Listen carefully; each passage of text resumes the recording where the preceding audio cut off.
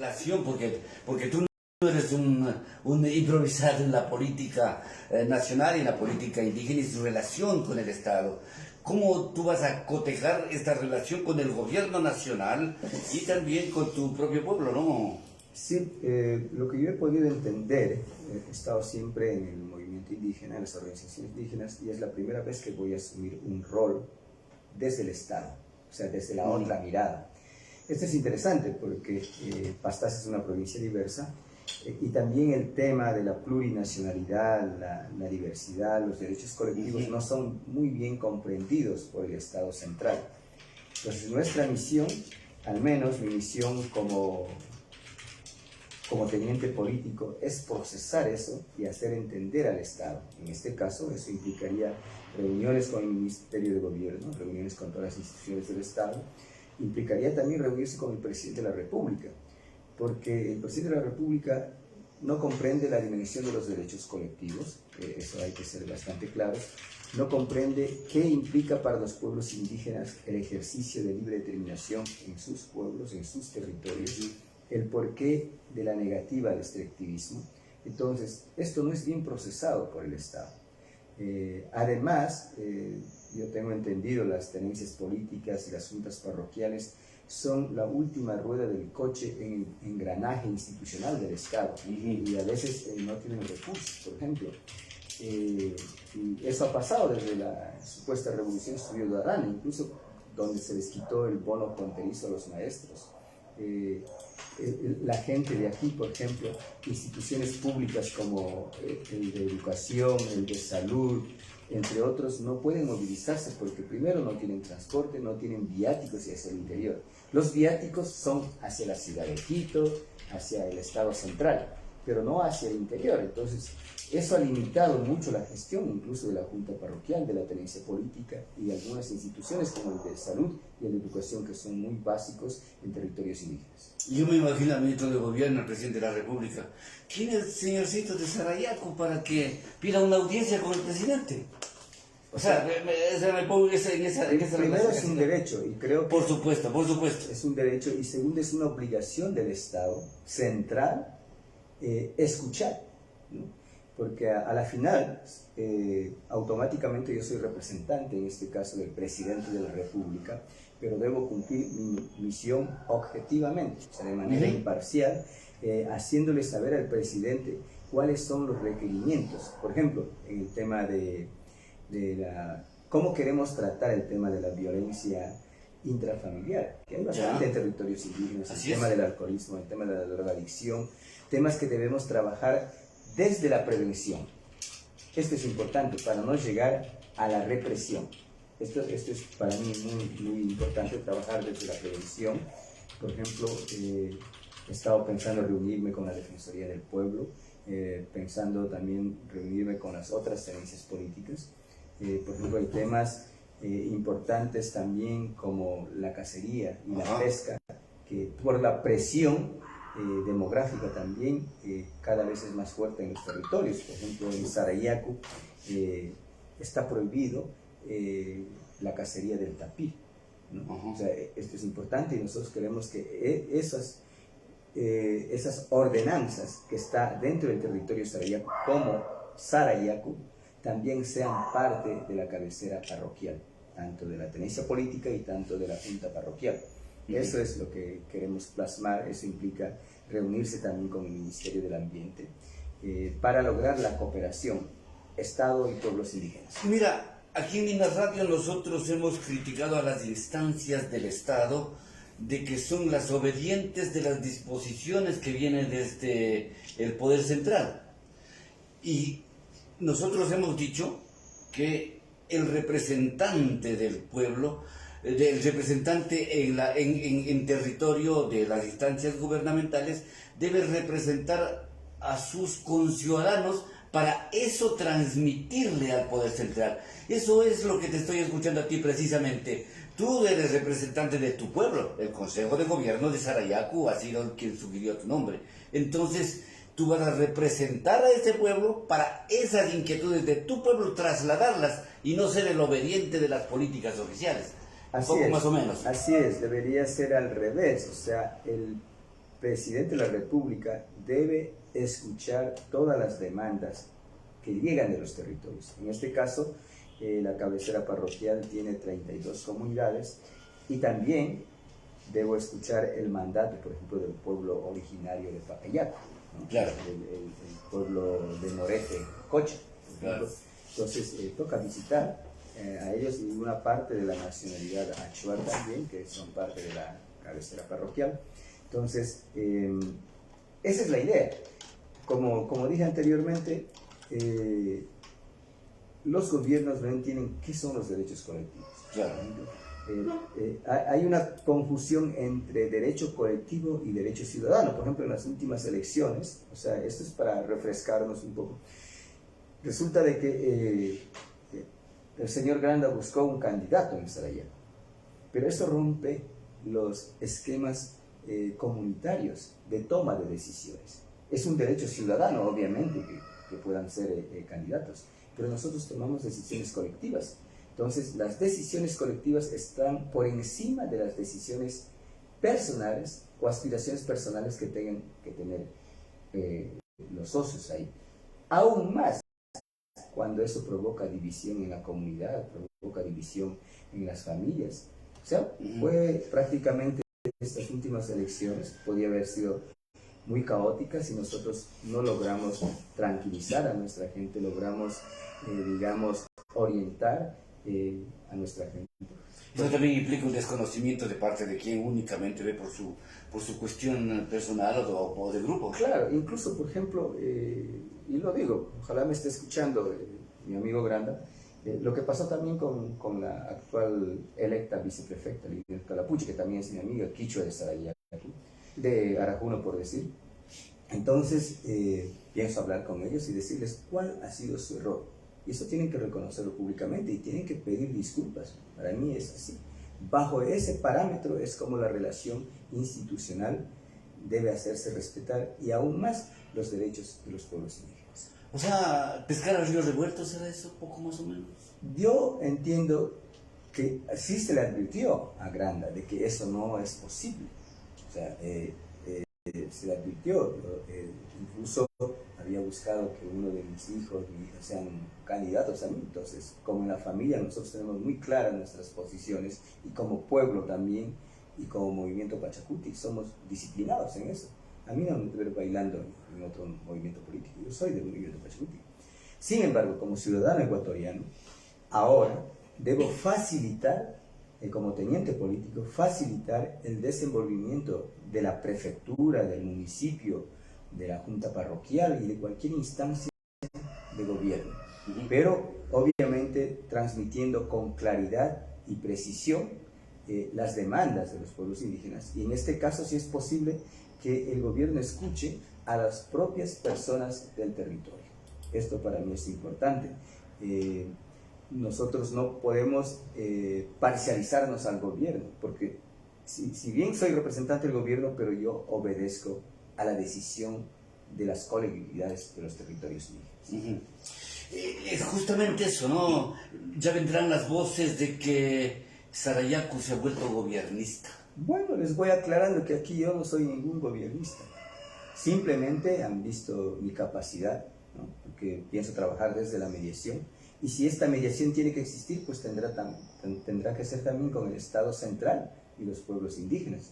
Yo soy de Pachacuti, no soy de ningún movimiento particular, soy prácticamente muy claro en mis posiciones. Sin embargo, lo que me debo hacer respetar es la constitución del Estado ecuatoriano. O sea, te hablo desde el razonamiento simplista que ejercitan algunos movimientos, ¿no? Porque calificar de gobernista es simplemente porque tú estás sirviendo al Estado. O sea, tan simple como sucede también en la política de la capital de la República. Lo del día sábado, por ejemplo, fue una situación, no sé cómo llamarla, ¿no? 104 votos, mira, incluidos los de Pachacuti, ¿no?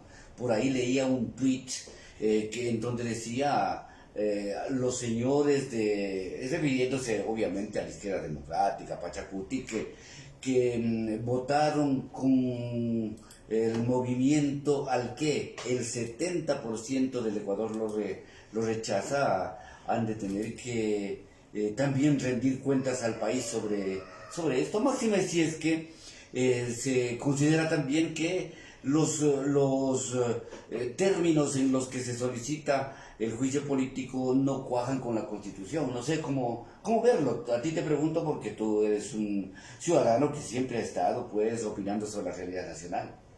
Miren, si habría que seguir juicios, no solo sería este gobierno, sino los anteriores también. Exactamente. Así que quede claro, por el tema minero, por el tema todo eso. Ahorita, por ejemplo, lo que sucedió en Sucumbíos y también con las mineras en Morona, Santiago, no es una cosa reciente. Viene desde el gobierno de Correa, desde el gobierno de Gutiérrez, o sea, viene acarreándose. Entonces, ahora, en este gobierno, prácticamente hay un acumulado. Entonces, hay que procesar eso. El juicio, si es que está bien planteado, si está jurídicamente fundamentado y si reúne sus condiciones, pues las instancias que están encargadas que lo hagan.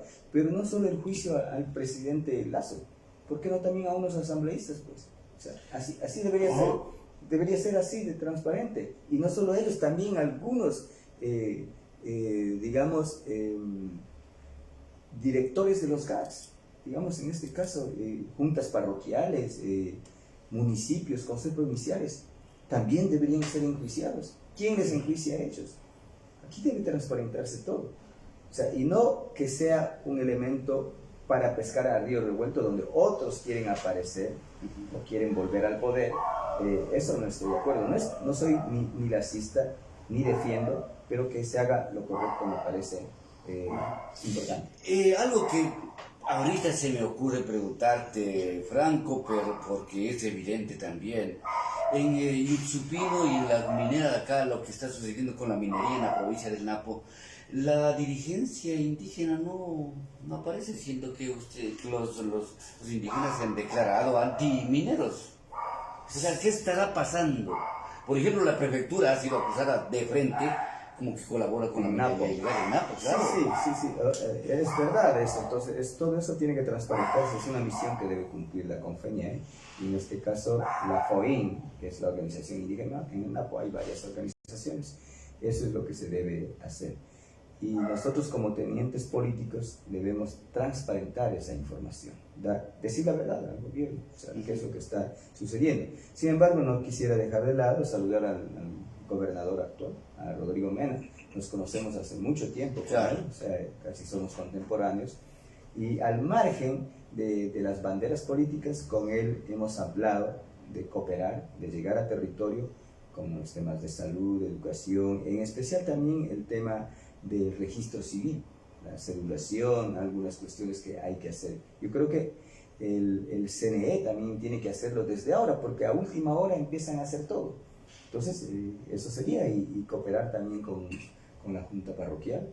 Desde ya, ahora sí, pues felicitarle a Granda por haber ganado, después de decirle esto públicamente. O sea, lo voy a saludar también a Linet, también a Germán Flores, que ganó con nosotros, y a todos los concejales que están en el cantón Pastaza.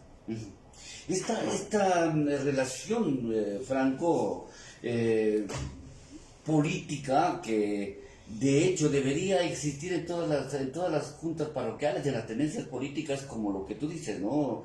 Que no sean consideradas las últimas ruedas del coche, sino parte del debate provincial, del debate parroquial, del debate nacional, pues, ¿no? Porque cada sector tiene su propia particularidad. Ustedes, por ejemplo, en el asunto petrolero tienen una posición muy clara, por ejemplo, ¿no? En eso, por ejemplo, es el Consejo de Gobierno quien tiene que pronunciarse. Mi rol es ahora de mediar y hacer entender al Estado el porqué de esa resistencia, ser el enlace para que incluso comprendan por qué Sarayaku propone el tema de la selva viviente, esa propuesta de vida, que debería ser prácticamente empoderada por el Estado ecuatoriano, porque eso va a generar un desarrollo sustentable para el país, de acuerdo con los objetivos del milenio. Entonces, es bastante amplio. Sin embargo, yo creo que es importante que los medios de comunicación, como este medio de comunicación, siempre lo ha hecho, armar debates, ¿cuál es el rol de las tenencias políticas? Porque hay una confusión entre tenencia política y jueces de paz también. Entonces hay una confusión en todo ese tema. ¿Cuál es el nuevo rol en este Estado plurinacional? Y también, por ejemplo, ¿cómo lograr una estabilidad de la convivencia social aliada? Entonces, esto implica trabajar bastante en articulación con otras instituciones. Incluso aquí la cooperación, por ejemplo, en Sarayaco hay un equipo de seguridad vivo, pero debe haber una cooperación con los bomberos, debe haber una cooperación con la policía, con el ejército, para articular esfuerzos, porque desde el ejercicio de libre determinación los pueblos tienen el derecho a tener su propia seguridad. Ahora, si se necesita capacitación, se necesita equipamiento, porque tú sabes en las parroquias quienes realizan el salvamento, los que están primeros trabajando en las mingas, son nuestra propia población. Entonces, a veces no hay presupuestos, por ejemplo, nosotros mantenemos las pistas, mantenemos las guías, lo que acá hacen otros pagados.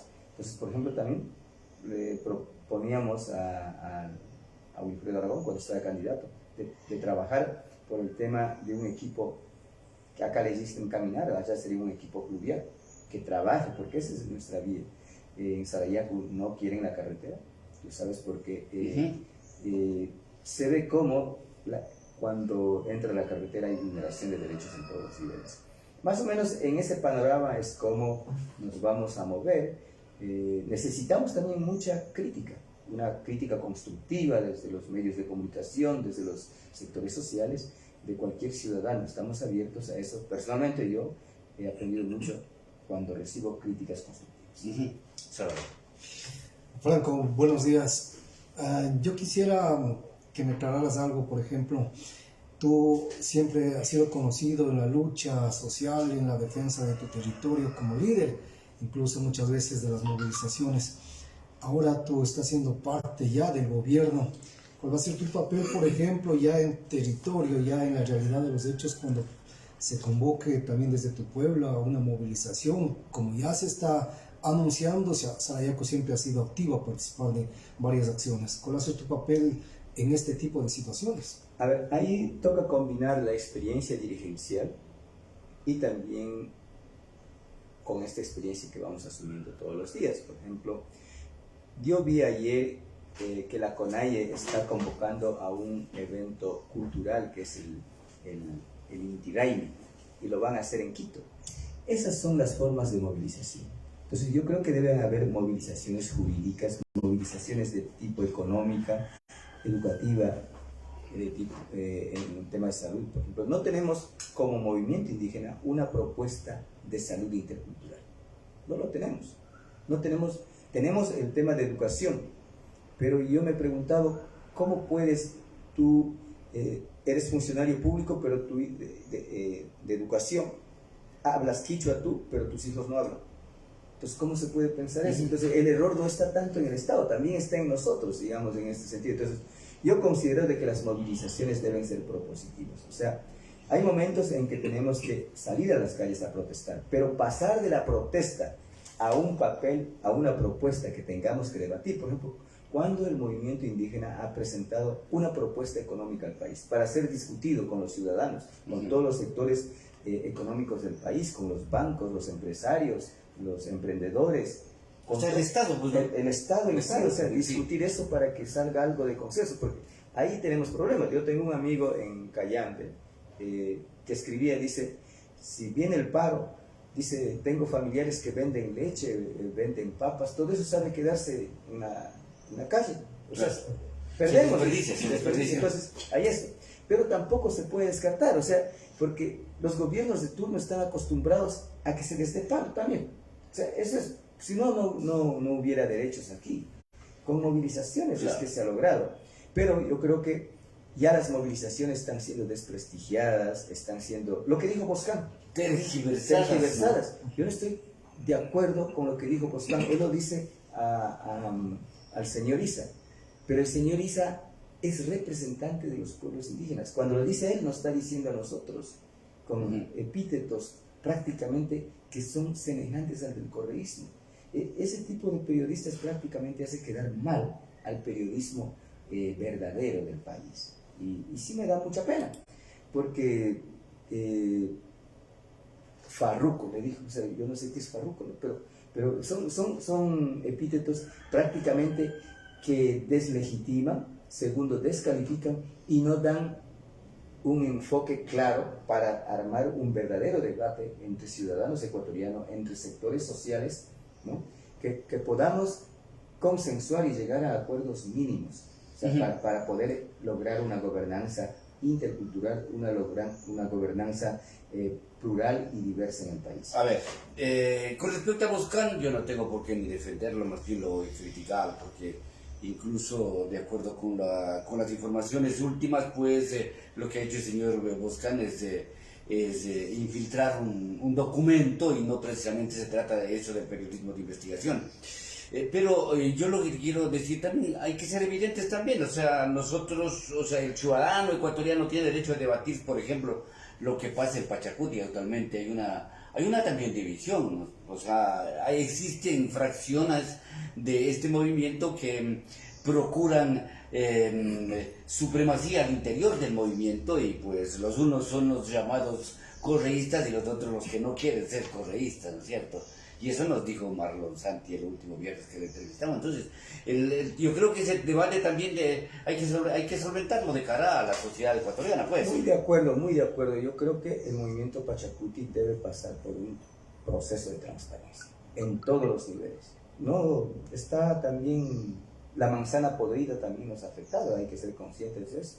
Incluso prefectos, alcaldes tampoco han sido tan bien vistos, ¿no? Posiblemente van a tener glosas algunos. Entonces, yo considero de que la transparencia debe darse al interior del movimiento indígena también, especialmente el movimiento Pachacuti. Obviamente, hay gente que se ha infiltrado en el movimiento Pachacuti, incluso han logrado ser asambleístas, pero están fuera de los principios, ¿no? Entonces, obviamente están al mejor postor. Todo eso tiene que ser revisado. Yo soy bastante crítico de eso. Marlon Santi, nos reunimos hace una semana atrás, en la que me puso al tanto de todos los problemas, y él está pensando volver al territorio. Es lo mejor que ha decidido para nosotros. Vemos que hay bastantes candidatos ahí para la presidencia. Eso tiene que ser discutida, tiene que ser consensuada, y si hay que participar, hemos de participar. El Pachacuti propiamente tal, como órgano político, que claro, debe ser muy cercano a la CONAIE, pero la CONAIE con sus propios candidatos también. Es decir, el señor Isa, así está Pachacuti ahora. ISA tiene que ser consensuado primero en dos instancias: en una gran asamblea de la CONAIE, con la participación de las bases, y también a nivel del movimiento Pachacuti, o sea, con los procesos ya propios procedimentales que debe darse dentro de un movimiento como tal. Pero el movimiento Pachacuti se dice que es el brazo político de la CONAIE, pero al ser el movimiento incluyente y que hay otros sectores, el movimiento Pachacuti no es de propiedad exclusiva del movimiento. Así, eso tiene que ser bastante claro. Nosotros hemos sido críticos en eso. Por eso que ustedes ven participando mestizos también, hay otra gente. Incluso es tan abierta que puede participar hasta un empresario. Claro, es incluyente, o sea, es que es así. Ahí no te va a decir si es rico o es pobre o es de izquierda o es de derecha. O sea, ¿cómo tú le calificas eso? Esa es la calificación que debería tener el movimiento Pachacuti, ¿no? O sea, claro, no declararse zurdos por ser zurdos. Claro, o sea, pero ahí está el ejemplo, por ejemplo, del asambleísta Ricardo Vanegas, ¿no? Ajá. claro, él es de Guayaquil. Que antes fuera llamado de derecha, hoy está en Pachacuti. Y sí nos han criticado, a mí me han reclamado eso. O sea, pues les he dicho, es verdad, pero así están los estatutos del movimiento Pachacuti. O sea, tú puedes ser candidato. O sea, y ahí no dice claramente de que no se pueda aceptar a otro que es de otro movimiento político, ¿no? O sea, no dice eso. Por eso es que también hasta correístas se han metido ahí. Están reciclados. Esa es la pura verdad. Entonces, aquí si queremos construir un Estado plurinacional debemos empezar aceptando nuestros propios errores. Yo creo que es el momento en que el movimiento indígena, ¿no? Incluso el movimiento Pachacuti, debemos empezar a lavar la ropa, los trapos sucios en nuestra propia casa, si queremos construir un Estado plurinacional, porque no es una cuestión de tomar el poder. Se puede tomar el poder, pero mantenerse en el poder, ¿qué implica poder? Poder no implica imponer a otros. El poder implica consensuar, escuchar a todos y gobernar para todos. Si llega un presidente indígena, que llega a ser un presidente indígena, implica de que tiene que gobernar para los empresarios, para los militares, para los policías, para la iglesia, para el opositor. O sea, claro, no es tan sencillo. Entonces, ¿cómo lograr eso? Entonces, yo sí veo de que no nos pase como nos pasó en Perú, como ya pasó en Perú, en Bolivia también. Por ejemplo, en Bolivia Evo Morales ha estado, creo, 2 periodos, pero resulta de que él envió una carretera a Timis, al territorio Isiuboroco, no me acuerdo bien el nombre, pero impuso la carretera porque quería que se amplíe la producción cocalera, pero eso fue violentando territorios amazónicos. Imagínate, entonces, ¿cómo se va a mantener? Y también incluso se parcializó a un grupo, el ALMAS, que es un movimiento político allá. Entonces, eso no permitió. Entonces, no es garantía de que llegando un indígena se va a subsanar todo. Eso es totalmente falso. O sea, yo soy muy crítico de eso. Porque un gobernante, así sea indígena, tiene que gobernar para todos. Para todos. Exacto. Pues primero, si queremos gobernar este país, debemos empezar la transparencia y la honestidad desde nuestras comunidades y nuestras instituciones. Claro, y en determinados pues, dirigentes indígenas hay hostilidad, especialmente con los aparatos militares, policiales, ¿no es cierto? Hay hostilidad y hay distancia bien marcada. Finalmente, Franco, el tiempo siempre es ingrato, pues que nos aclare bien el rol, o sea, el rol tuyo es más que, o sea, como representante, porque tú tendrás una remuneración de parte del Estado ecuatoriano, del gobierno. Quien te ha nombrado es el Ministerio de Gobierno, el Gobierno Nacional, pero tu rol será más bien de estar en la mitad, de ser mediador entre las necesidades del pueblo y el Gobierno Nacional, no el de obedecer las políticas oficiales para transmitirlas para acá. Sí, en definitiva, sí. Yo quisiera que nos expliques finalmente, sí, tomo algo. Más es el de mediación. Mi rol es más hacer entender al Estado lo que quiere el pueblo indígena, especialmente en las cabeceras parroquiales donde hay predominancia de población indígena, en el caso de Sarayaco. En el caso, por ejemplo, de Madre Tierra, digamos, hay gente mestiza y hay gente indígena también. Entonces son casos especiales, pero yo considero de que debemos juntarnos las juntas, las tenencias políticas de las parroquias, que estamos en territorios indígenas, para tener bien claro cuál es debe ser nuestro accionar. Tal vez lo que les preocuparía es a la gente cuando hay movilizaciones convocadas, que convoque la Confenier, que convoque Paquiru o Conaye, salgan. Sarayaku, por lo que yo sé, ha decidido movilizarse en su territorio, y la movilización es con propuestas. A eso hemos llegado, que ya no vamos a salir para hacer carne de cañón. Así hemos dicho con claridad. Si queremos sentarnos con el Estado ecuatoriano, nos vamos a sentar. Y ahora, si no se sienta la CONAIE, no se sienta Confenier, Sarayaku, en ejercicio de su libre determinación, según sus estatutos, según sus reglamentos y sus decisiones colectivas, puede sentarse con una demanda puntual con cualquier gobierno de turno del Estado ecuatoriano. Y advertirle también al Estado, no sé, que no tome el nombre para generalizar cosas, sino que específicamente sería con Sarayaku, por ejemplo. Porque también, o sea, políticamente el Estado, el gobierno va a procurar llevar el agua a su molino, pues. Sí, incluso, por ejemplo, en esto, hablando con Rodrigo Mena, nos hemos puesto de acuerdo que vamos a trabajar en el territorio, al margen de estas cuestiones, digamos, de carácter político, incluso del centralismo del Estado.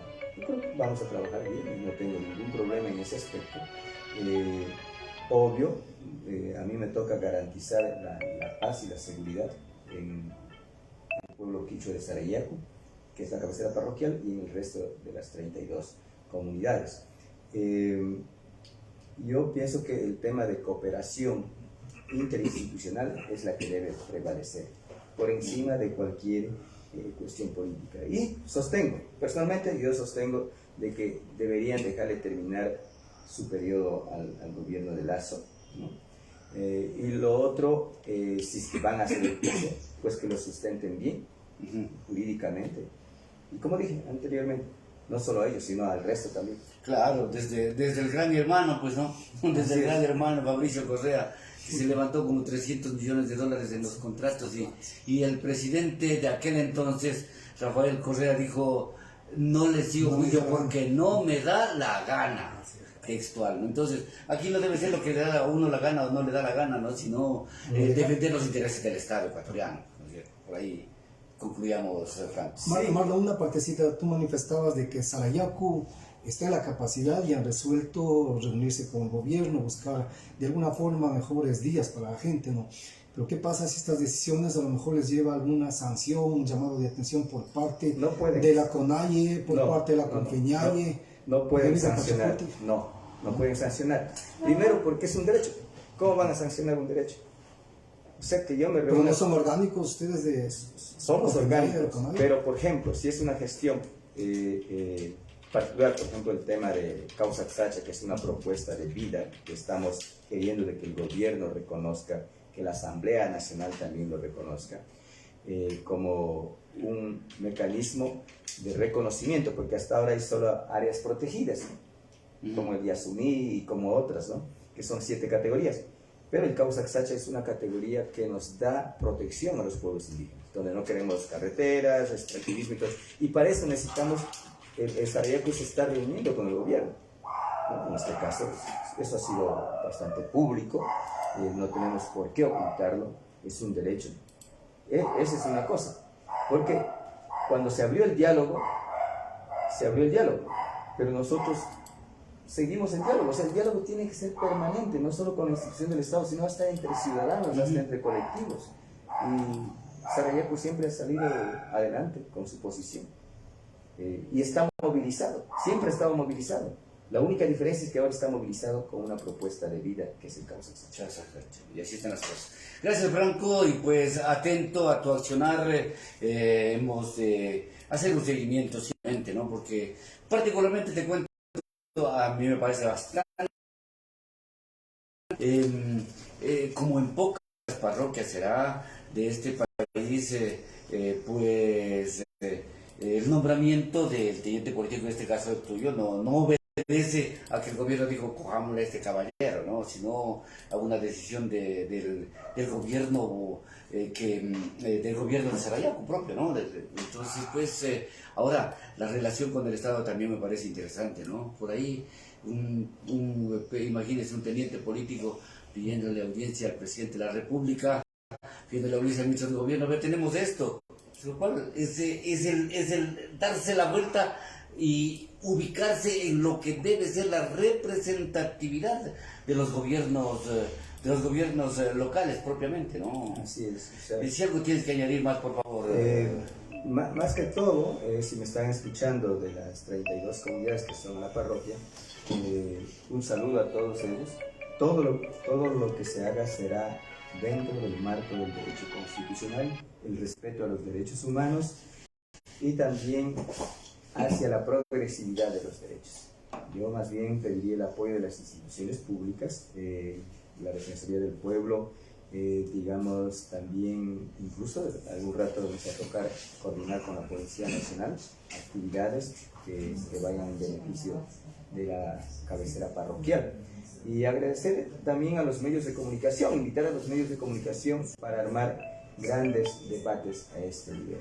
Un debate que es muy importante es la interculturalidad aquí en Pastaza, como en el caso polémico de los atuendos sagrados y salvados.